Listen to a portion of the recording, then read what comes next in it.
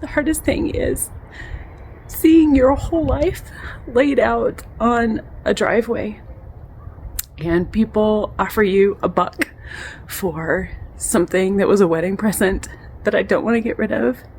And it just makes you wonder, like, are we doing the right thing?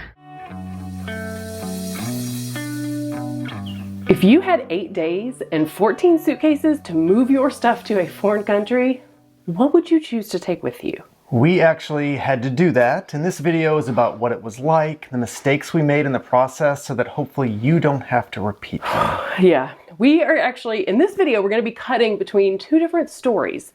Real-time footage that we took during the week that we did this, and that scene you just saw at the opening, that was about 10 minutes before I chased a senior citizen down the street. This was not my proudest moment, but we'll tell you about it. Hi, I'm Raina. I'm Jason. We are Baguette Bound. We've helped hundreds of Americans move, hopefully adjust, and enjoy their life in France. We make practical free content, and we have high-touch boutique services you can find on our website if you're thinking about moving to France. So we thought that getting rid of everything we owned would feel very liberating. Yeah. This would be the start of our new life. Right, yeah, you're shedding things. And in some ways it did, but it was way more involved and emotional than I think we anticipated. It was, yeah. And we're just gonna tell you here, it's taken us a long time to make this video despite the fact you've asked for it, because honestly, we did everything wrong. And some of this was unavoidable because when we left the US, we didn't actually know we were moving to France permanently. Those of you who've been watching us for a while, you know that when we first came to France, we thought we would only be here for like a 1-year sabbatical, a nice break, see the world as a family, explore Europe and France, and then we'd return back home to continue our lives in the US. Yeah. So, thinking that, before we left the US, we did pare down to like 50% of what we used to have. Oh, we got rid of so much stuff. We kept all the household essentials, things that we would need to set up house when we return from France, and, all kinds of sentimental items. Photo albums, art, wedding presents, so many books. I have a lot of books, yeah. Okay. But, then, as you know, we were here in France and we just decided to stay. And all of a sudden, we had a problem. All this stuff. And I think this was probably our first mistake, even if, in our situation, in our case and how things evolved, it was a little unavoidable.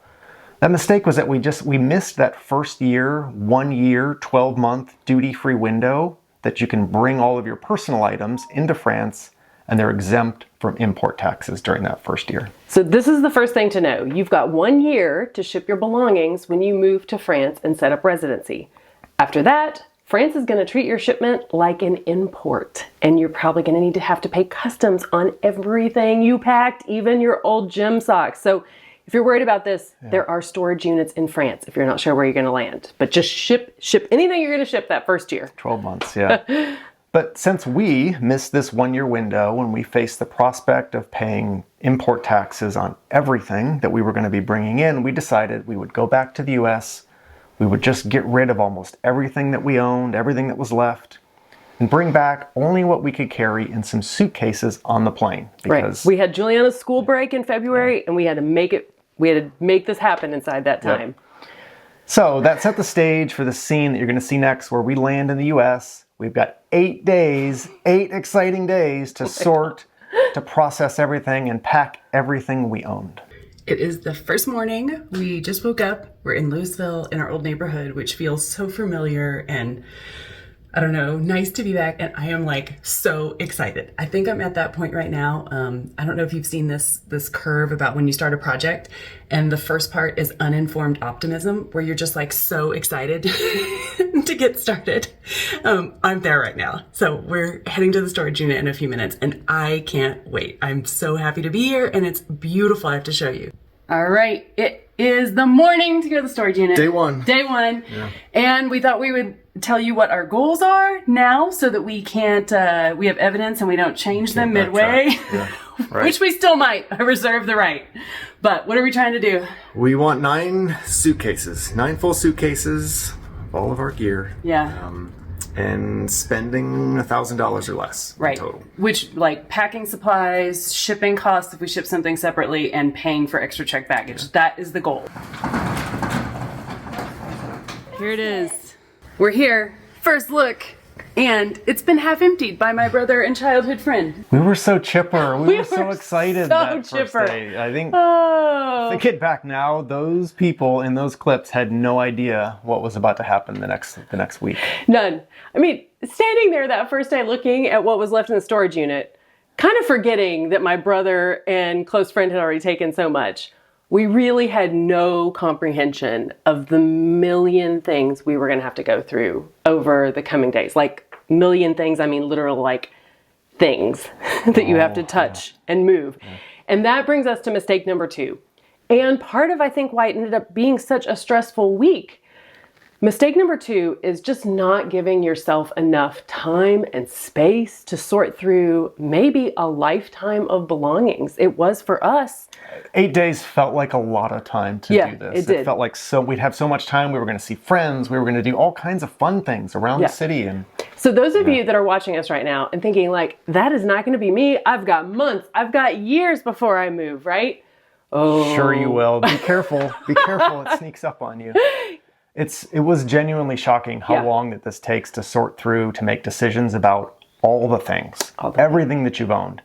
I mean, I thought, I was sure that because we had already packed, we had already pared down before we made that initial, 12-month trip to France, that there just wouldn't be much left to deal with, and there weren't very many decisions to be made.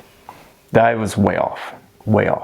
There were some things in here that we had absolutely no idea why we'd packed, and we still had to go through them. I felt like there were literally a million things like this that were, oh, this is so cool, this is really useful. We should probably hang on to this. Oh my God, that's our folding bike helmets. Yeah, they're... Oh, so cool. So they fold up like tiny, so you can throw them in your backpack after you cycle. It's awesome. Yeah. Do you think we should take those with us? We can get something in Europe. I know, we can buy bike helmets in Europe. We can wear them on the plane. Let's bring them back on the plane. Yes. We're a safety-focused family. I love those helmets, but we didn't bring them. We left them. We didn't wear them on the plane. There was only so many suitcases. Yeah. And then there's the things that you're like rediscovering. Wait, is it a piece of candy? Yes. Oh my God. Half eaten.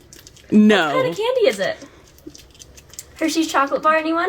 Oh, I'm sure that was from s'mores from a camping trip. Oh, I loved that coat. My dad bought it for me on clearance at Kmart in Greenville, Texas when I was 13. Did he get that candy bar when you were 13? How long No, had but that I thing been wore in it on there? every camping trip we ever went in. And there was a million things like this. Yeah. And even when I felt like, okay, I'm ready to let something go, although thank goodness Joanna loved the coat, she kept it.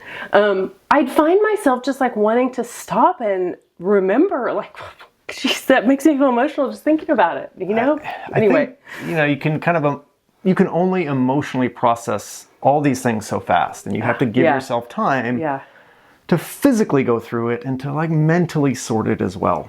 And you start sorting, and the letting go process, I guess. It's you have to start this so much sooner than you think you need to. It just takes a long time. Yeah. But we still don't know this yet, okay? No. Because check out these chipper people still on day 2 and day 3. Okay, it is day 2 update. Yeah. How you feeling? One day down, feeling great so far. It was a good first day. Mm-hmm. Yeah, we made one trip to donation. We sorted through several boxes. We got most, like 75% of stuff that needs to be listed online for sale listed. Yeah. And we still had time to take Juliana to the ice skating rink and have barbecue. Great American barbecue. That was nice. All right, day 1, success. Energy level? Real good. Yeah. Still at the top. All right. 100%. Woo! Okay. Yeah. It's day 3. Yeah, it is day 3. We are at our friend's house. I have a dear childhood friend that lives in Denver, and he, along with my brother, went to the storage unit before we got here and took out a ton of boxes. Yeah, moved it over to his house so we could go through them. Yeah, just to give us more room to work and clear out space in the storage unit for us. We have not seen what this looks like yet. I have no memory of what could be left. So we don't know what's here. Is it going to be a lot? Is it going to be a little? So we're mentally preparing, but we thought we would bring you along for the moment of truth. So, Oh, wow. is it more or less than you thought it'd be? So many boxes. There's a suitcase though, that's good. We It's don't have not to buy just another small one. boxes, it's gigantic boxes. Oh no. Yeah. Yeah. Yeah. Well, okay. Okay. Here we go. Yeah. Okay, we're at day 4. We're making progress slowly. But So everything is now in one place. So that's great. So now it's like unpacking and sorting as quickly as we can so that we can get through things. real slow progress getting rid of things or selling them. Only been able to sell a few things so far. Even had some trouble getting rid of our stuff, trying to donate it. Can't give it away. The donation place turned us away because they had too much stuff, so we had to bring it back here. Yeah, which was very demoralizing, right? We spent the whole day going through stuff to get it out of the house, and then we had to bring it back. But we've still got enough days left that I'm not feeling nervous yet. We still need to find 3 more suitcases, but we're just gonna keep chugging along. Yeah, we're doing good. Oh, she was so hopeful. I know. I was So like, we're just hopeful. going to keep chugging along. I think there on day 4, you can really see things are starting to turn the wrong way. So remember at this point, we're like halfway through this exercise. We only have 4 days left. You can see the massive pile there is still, it's not any smaller than it was at the beginning. Yeah, behind us in the garage. So, see if you can guess what mistake number 3 is going to be. Okay, it's day 5. I'm feeling pretty frustrated. We have been trying to sell stuff for days, including this pink bike. Wait, I think I talked about this pink bike before. Nobody wants it because it's February. We can't sell it to anyone. So now we got to figure out what to do with it, and we just had someone else say that they wanted something and then not show up to pick it up. It's just frustrating, because you just have to realize anytime you buy something, if you need to sell it, especially if you need to sell it in a specific time frame at a specific time, like you're just gonna get nothing for it. So don't waste your money, people. Don't buy things. I can still feel that frustration. So mistake number 3, believing people will want your stuff. We spent the next 3 days trying to get things to like their best and highest use. It was really good intentioned. Yeah, like I didn't want things to go to waste. So like we were giving, our nice mixer to a friend who loves to bake. I was taking like signed editions of books to the local independent bookstore because I thought they could get the most money for it and I wanted them to. We were listing things on Facebook Marketplace. Oh my Lord.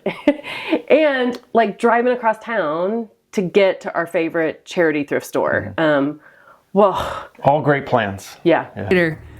I'm worried we're gonna end up with like massive amounts of to be decided later stuff. I don't know. I just want to make a first pass, do the easy decisions first, and I'll come back to these later.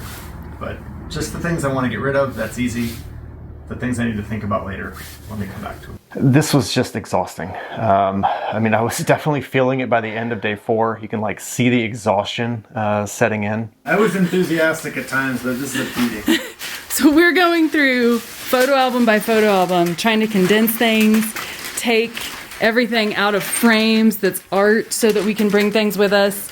It was just so much sorting. So many things. I just hated this idea of stuff getting dumped somewhere it wouldn't be used or appreciated, but this is definitely mistake number 3, is believing that people actually want your stuff. They don't. No, they don't. No. Trying to get rid of everything and giving it to specific people and places, selling things one by one, especially on a compressed timeline. Oh. 1 star. I do not recommend it. This is not for you. So, I don't know. Again, if you want to give things to people or places, very specific places, start this process much, much earlier than you think you need to. It just takes time. But all we can do is we just keep chugging along. We just keep chugging away another day. We keep using that word like a little train. It is, yeah. You can start to see it kind of wearing us down here as we get into the afternoon and the evening on day 5. So it's the afternoon of day 5. I'm feeling super frustrated and a little overwhelmed at this point. We've sorted so many things and we've gotten rid of so many things. And when I look at the piles of what's left still that we want to bring with us, I just know it's too much. And it super sucks because you look at things that you like, that you've collected over a lifetime, and that you know you're gonna want to replace once we get back to France, but I don't even know if I can find those things. So it's end of day 5. It was a long day today. It was a long day. Yeah, we're through almost all the boxes, only a few left to do. But it's turned into a beating while the day progressed, so. Yeah, we stopped and had dinner with our friends, so it was a nice break, and we decided to have a garage sale, so we'll see how that goes. Yeah, glad today's over. Yeah. We'll keep going tomorrow. It looks like we're in the hospital there or something. So I'm laughing now. Yeah. So at this point, we decide to do maybe one of those classic American things.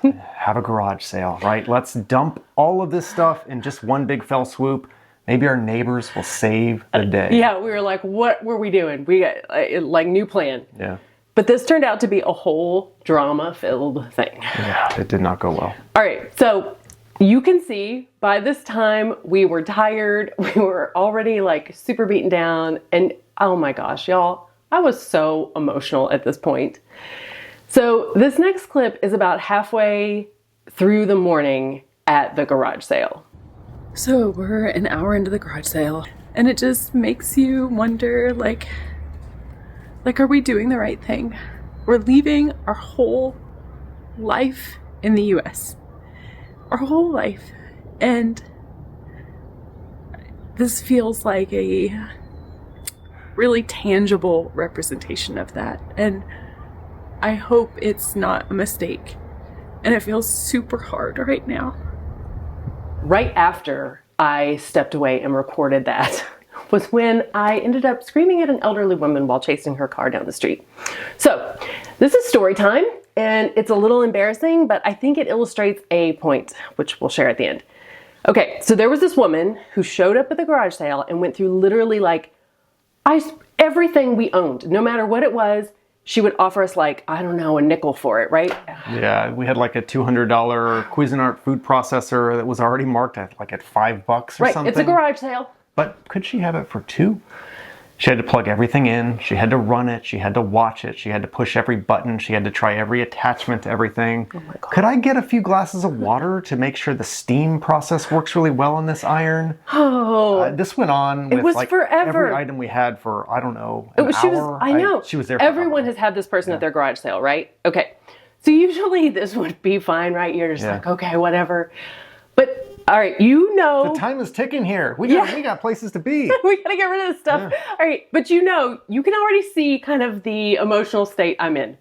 So at some point, she picks up this jar of cake decorating tips that I had collected over the years from when I was in pastry school. There's probably 100 cake tips in this little mason jar. I was selling the whole thing for $3. That's usually what you would pay for one tip, right? Yeah.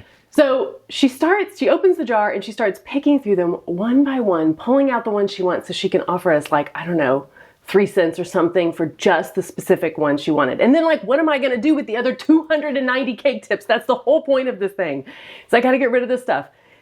So, not my proudest moment, but I kind of lost it at this point. I started scooping the tips back in the jar and I was yelling, no, you cannot have just these. You have to take them all. And they are $3. They're $3. So I think I freaked this poor woman out, understandably so. Understandably so. So she pretty much like threw $12 at us and said, Jason said, well, she didn't know your name, but she was like, he said I could have everything that I have here for that amount. And she just like grabs her stuff and starts like heading out to the car with, I don't know, she had like $500 worth of all-clad cookware and nice appliances and you name it. But that was the point of this, right? You know, Sure, we're giving it away. It had to go. Anyway. So she's in her car and she drives away and then she stops, right? She's at the next house over. She stops. She rolls down the window. She backs up and she screams out the window, wait a minute. I gave you $12. I think that was $1 too much. Didn't you say that the camping blanket was only 50 cents? I lost it at goodness. this point. I start running towards the car. I'm yelling, give it back. I want it all back. Here's your $12. I'm like about to throw it at the car. She just like floors it and leaves. Oh my gosh. I think she was right about the blanket maybe. I think we did overcharge her. She still got a good deal on She everything. still got a good deal. I don't feel bad about this. And she did take a lot of things. She did. It was a process. Yeah. But like, I tell you this whole story because I think if you've been following our channel for very long, you know this whole thing was very out of character for me. And I think it illustrates like just how emotional this can be and like what a process you really want to give yourself enough Oh, absolutely. I mean, time and space our for. whole life was laid out in the driveway that day. Everything we had left to decide on, all the things that we still had, things we'd worked together over our lives at that point to collect, things that represented this kind of good life that we'd put together in the US. It was just stuff, but it was our stuff. Everybody always thinks their stuff is the good I stuff. felt really final, maybe, seeing it being taken away by strangers in cars, just for so little money. It felt a little wasteful. Yeah. What have we been doing with this stuff? What have we been doing our whole lives? Yeah, I think neither of us were prepared for how hard that would hit and how difficult it would be to kind of be in that space and realize that in the moment. And Yeah. I think that was definitely mistake number 4 through this process. Just completely underestimating how emotionally draining it would be to part with these items that might not be incredibly meaningful or special, but they're still your things. Yeah, And they represent something. Sometimes that's hard. Yeah, exactly. Okay, so this actually goes on to lead us to mistake number 5. So here's some footage from the day after the garage sale. We did survive. We're actually starting to pack things into the suitcases. There's a light at the end of the tunnel and things are starting to look up. Okay, how's it going over there, Jason? Awesome. This is amazing. So you're feeling optimistic? At this moment, yes. Yeah. It's been a beating Stuff of a to couple go. days, but now that we're actually putting things in suitcases, it feels like this might be possible. Okay. How many suitcases have we filled at this point? 2. And how many do we have to go? We don't even know. I don't know. All right. I've got 6 more, but that doesn't mean we won't buy a couple more Yeah. to finish out. So Okay. Keep moving. There's Polar Express conductor over there going through her stuff. okay, so I've done 2 suitcases. I'm so excited. He's I'm like, feeling yeah. so good about life, and maybe I'll buy a few more. Oh goodness. I think during this process out here in the yard on the driveway, we realized that light at the end of the tunnel is like a train coming at us, and the whole thing just starts to collapse and fall apart. There was just no way. We were not even close to making it into the 8 or 9 suitcase plan. No. Well, look at this cluster behind me. Yeah. So we got every suitcase packed. Realized we had about 14 boxes of stuff still left, plus my grandfather's rocker that I really want to ship. And we called the place we originally thought had pretty good shipping rates. Turns out they're moving today. They couldn't help us. That was my fault. I should have checked with them earlier, although it probably wouldn't have changed anything. They recommended someplace else. We called them.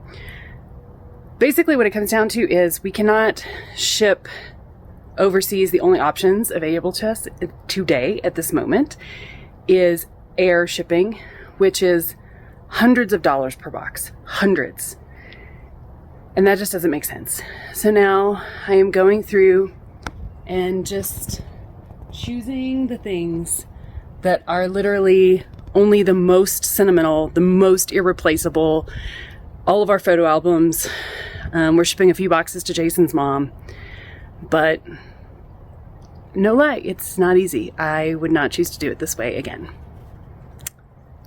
It's all going to be okay, but it's freaking hard.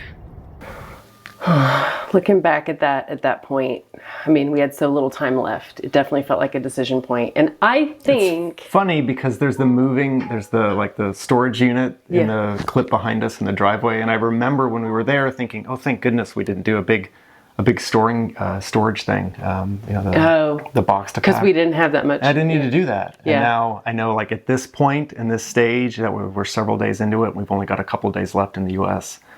Oh, I wish that had been ours that we were packing. Yeah. Oh, you mean the pack rat box behind us in the video? Yeah. Yeah, that was what we needed in that moment.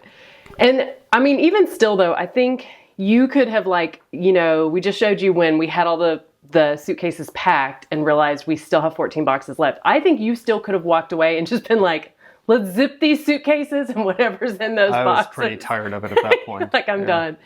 But I mean, even as a baseline though, you are less attached, I think, to stuff. Yeah. Then, I mean, I am a much more sentimental person. I know that I love being surrounded by familiar things that connect me to people and moments in my life. But going into it, I wanted to be on the same page with Jason. Like, I was like, okay, I know it's going to be hard because we're going to have to pay these import taxes. Like, I really am just going to let go of this stuff. I'm going to do it. I'm going to like, I thought I was going to evolve as a person, but the reality is that's not who I am, and probably not who I've ever been, and probably not ever who I'm going to be. And looking back, if I had just been a little more honest with myself about that, I think, and we had planned for that from the get-go, knowing like, I'm probably not going to be able to get rid of as much stuff as I thought I would be able to, then we wouldn't have been stuck on this last day with like no options, you know?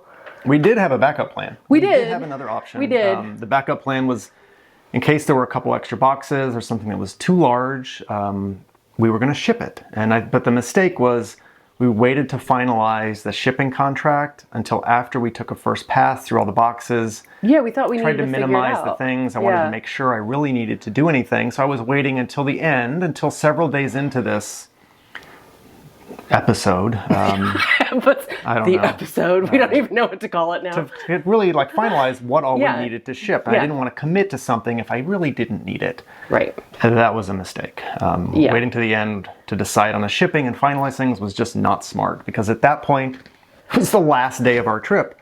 We've got less than 24 hours left, and the company that we had the quote from to ship these things, they were unavailable. They were closed. We had not finalized the contract, and they were like, and they were moving. Sorry. Like, they were moving themselves that day. The office is shut for a few days, and we just can't help you today. We could help you in a couple of days, but we were going to be gone. We're going to be back in France in a couple of days. I got to figure out this out today. Yeah, and I feel like in retrospect, I could have seen this coming, and we could have planned for it better, knowing that I'm probably going to want to ship something. This wasn't a backup option. Yeah. I wasn't letting go of my grandpa's rocker. So at this point, you know, it's the late afternoon, the day before we're flying out. I am in tears again at this point, and I just feel like there's no solution, and I'm going to have to go dump my family heirlooms at the thrift store. Like, what else is there to do? You got to have a solution somewhere. So, trying to be the problem solver and supporting this moment of, it wasn't panic, but it was desperation at this moment. Jason and his calm We had to come up with a plan. We're sitting there in the driveway staring at the impossibility of getting all this stuff onto the plane and out of the country and back to France with us. So, you know what? Let's just get another storage unit. I was like, really? Let's just go pack this stuff back in the storage unit here in Colorado. It was like he had just asked me to marry him all over again. I'll get you a storage unit. You can keep your rocker. So we'd emptied one big storage unit that we'd had for almost 2 years. And we were getting another smaller one. Mm-hmm. Maybe despite the look of defeat there, that seems pretty evident now that I'm looking at it. I think I also realized in the moment standing there, you know, with Raina and Juliana on that last day, that this assortment of things splayed out in the driveway and still stacked in the garage, no matter how I feel about these particular items, all those things, that they were really important to Raina. And they mattered deeply to Raina. And because of that, then they matter deeply to me too, right? They're important. Yeah, and I think that was one of the hidden challenges that created this whole thing in these 8 days. And you can see it here, I think maybe as you've watched this video, that we kind of saw this problem a little differently, and we kind of never really addressed that. We just kept thinking we would get through it, and it would, I don't know, like it was solve itself, figure itself out. Yeah. Like, we just keep filling a box, right? And we'll figure it out. At the end of this box, there'll be some resolution. And in the end, it just didn't work. That didn't really work. And so this is like a little note. There will be these things with your loving spouse as you go through this international move. And just keep that in mind that, you know, it's like having compassion for that each of you may think of how to solve certain problems in a new land in a new language, in a new, differently, but know that it's, you know, putting yourself in that other person's place will probably save your marriage as you move internationally. And in the end, you know, we did end up leaving. We ended up flying out with 14 full suitcases. Mm-hmm. Yep. There we are, finally loading the place up, getting ready to go.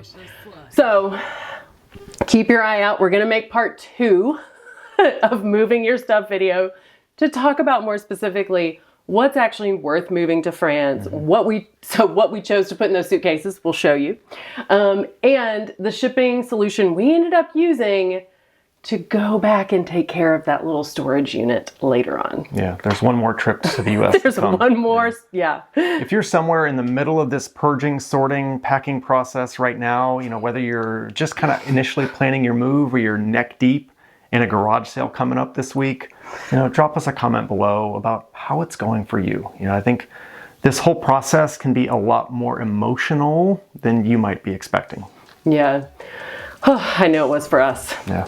Thanks for watching. A bientôt.